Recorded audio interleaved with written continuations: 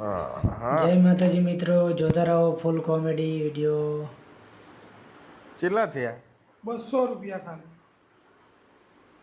શું 200 વાત છે? રૂપિયા? એક 2 મિનિટ હો, ખાલી થોડું ખોટા કોમ. ભાઈ બાલ રેડી કરાવવા આવ્યા છે. અટવાણા લાગે પૈસા વગર. હલો રાજુ, હા બોલ ખોટા. હું કહેતો તો રાજુ, ખબર હતો ને એક વાત? ના યાર, કઈ વાત?